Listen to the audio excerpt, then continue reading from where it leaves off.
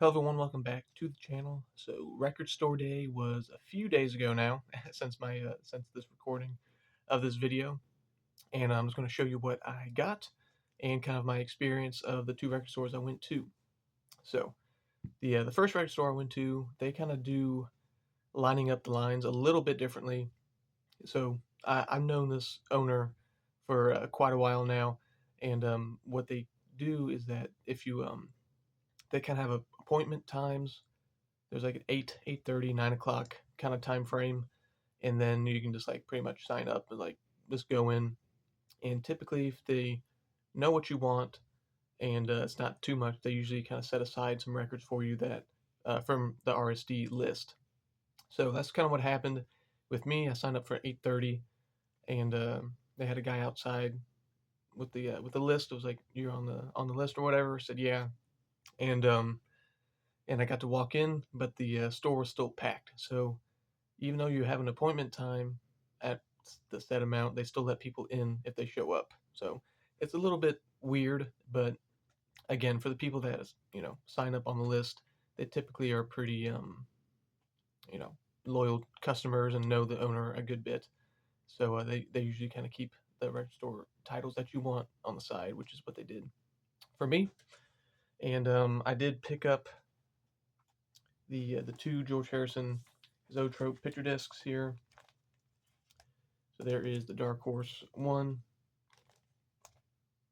and I'll add these to the other Zoetrope picture disc series, and then also got extra texture as well. And they did have one copy of the John Lennon Love Meditation mix, but I saw someone in front of me that had it, and I know it was like $80+ anyway, so I was just gonna pass on it anyway, and just kind of see what the aftermarket did with the prices with that one. And I think of me recording this video, Discogs is already down to like $55, $60. So I was going to keep waiting and see how low it can go and see what happens with there. And usually with the store, they usually have some pretty good used records, kind of out and about, Beatley wise. But it was pretty packed in there. Again, this is the record store I did at Record Store Showcase, the first one I did, and it's pretty crammed in there. So there wasn't really a lot of free flowing space to kind of browse around. And I finally got to a box that usually there's some Beatles stuff, and there just wasn't really much in there for me that I wanted. So just ended up picking those two records, and then I also had a friend that was out of town who called up Renaissance uh, and kind of held a couple records for me to pick up for him. So that was good. And then I went over to kind of the big record store day record store in my area that have pretty much all the records, multiple copies of everything kind of record store. And so I went there at 8:30 for the first record store, and then left around 9:30. And the record stores are pretty close to each other, so I got at the second record store around 9:45 ish or so, and that was probably the most kind of crowded I think I've seen both of these stores on a record store day, because I got a ticket that was like E80 something, and they were still on like C, low C's or something from the once they opened up. And I actually had to go somewhere, meet up with a friend in Birmingham because I had to do something after the record store day. And then I came back and there was still a line around like 2 o'clock, which was kind of crazy. But I went in, just kind of checked out to see what they had. Again, I had another friend that was out of town, so I had looked for a record for them at that one, and of course they had multiple copies of everything, so I got them their copy, and they also had a bunch of George Harrison and Extra Texture and Dark Horse records. So I was just checking out the number at the corner there. This one is 1,372, and they did have some lower ones like in the 400s, maybe one in the 300s, but I already got these, so I was only going to really buy one if it was like double digits or like in the hundreds or something for something cool. But all I saw was in the 400s, so I just kind of passed. They had a bunch of the John Lennon meditation mixes, and I didn't show this one. The number was 2,348.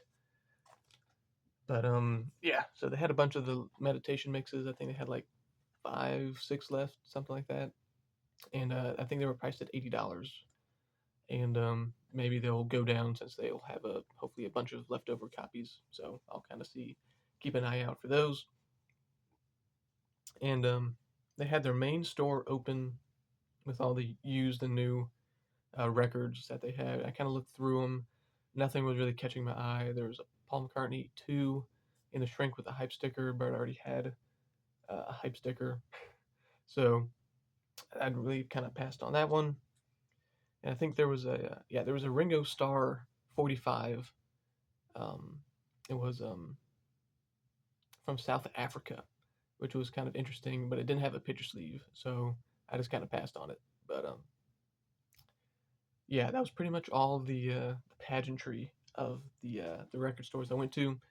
I went to a football game afterwards with one of my friends, and then went on home from there.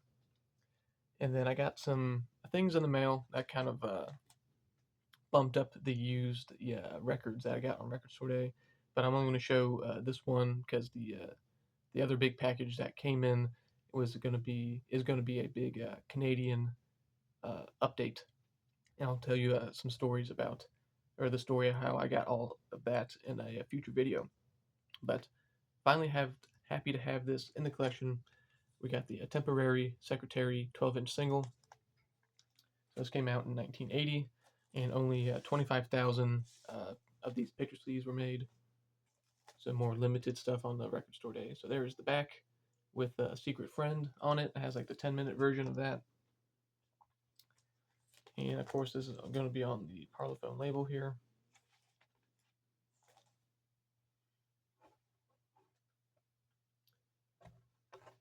Yeah, 10-minute, 30-second version of Secret Friend.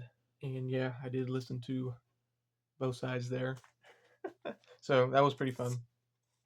And finally, happy to have this in the collection. And this is also part of the my attempt to recreate the Paul McCartney singles box, as this was made and shrunk down into a 7-inch 45 in that box, which I believe they said for the first time.